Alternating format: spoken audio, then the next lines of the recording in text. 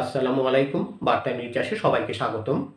জুলাই যোদ্ধাদের নিয়ে মন্তব্যের জন্য সালাউদ্দিনকে ক্ষমা চাইতে বললেন নাহিদ। জুলাই সনদ স্বাক্ষরের দিন দাবি দেওয়া অনুষ্ঠানস্থলে হাজির হওয়া জুলাই যোদ্ধাদের আওয়ামী লীগের ফেসিস্ট বাহিনী হিসাবে মন্তব্য করায় বিএনপি নেতা সালাউদ্দিন আহমেদকে ক্ষমা চাইতে বলেছেন জাতীয় নাগরিক পার্টির আহ্বায়ক নাহিদ ইসলাম।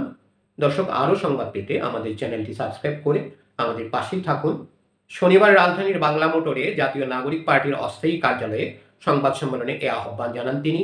জুলাই জাতীয় সনদে সই না করা এবং অনুষ্ঠানে যোগ না দেওয়ার বিষয়ে নিজেদের অবস্থান তুলে ধরতে এই সংবাদ সম্মেলন ডাকা হয়। নাহিদ বলেন, কিছুক্ষণ আগে আমরা দেখেছি বিএনপি স্থায়ী কমিটির সদস্য সালাউদ্দিন সাহেব উনি গতকালের ঘটনায় জুলাই যোদ্ধা যারা গতকাল আহত হয়েছে তাদেরকে ফ্যাসিস্ট আওয়ামী লীগের অনুসারী হিসাবে আখ্যা দিয়েছেন। আমরা তীব্র নিন্দা ও প্রতিবাদ জানাচ্ছি। শুক্রবার সংসদ ভবনের দক্ষিণ প্লাজায় জুলাই জাতীয় সনদে সই করে দেশের 24টি রাজনৈতিক দল ও জোট এই সনদে জুলাই যোদ্ধাদের দায়মুক্তি দেওয়ার দাবিতে অনুষ্ঠানস্থলে ঢুকে পড়ে জুলাই যোদ্ধা নামে কয়েকশো ব্যক্তি। পরে পুলিশ পিটিয়ে তাদের বের করে দেয়। এই সময় বেশ কয়েকজন জুলাই যোদ্ধা আহত হন। পুলিশের গাড়ি ভাঙচুর করা হয়, আগুন দেওয়ার ঘটনাও ছিল। পরদিন শনিবার রাজধানীর শেরেবাংলা নগরে সাংবাদিকদের সঙ্গে আলাপকালে শুক্রবারের প্রসঙ্গ টানেন সালাউদ্দিন।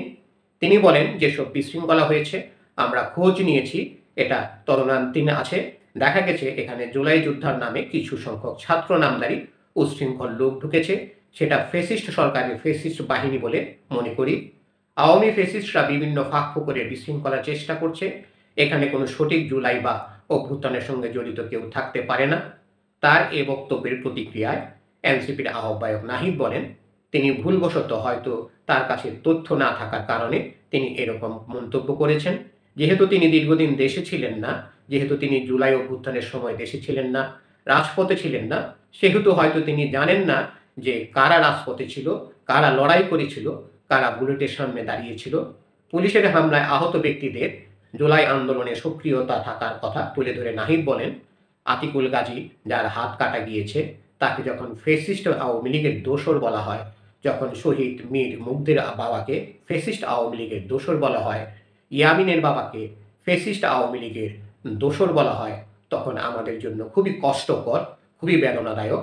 ফলে আমাদের আহ্বান থাকবে তিনি তার এই বক্তব্য অবিলম্বে প্রত্যাহার করবেন এবং সেই আহত যোদ্ধা এবং শহীদ পরিবারের কাছে ক্ষমা চাইবেন এবং তাদের সঙ্গে বসে জুলাই গণ অভ্যুত্থানের গল্পটা শুনবেন, ইতিহাসটা শুনবেন।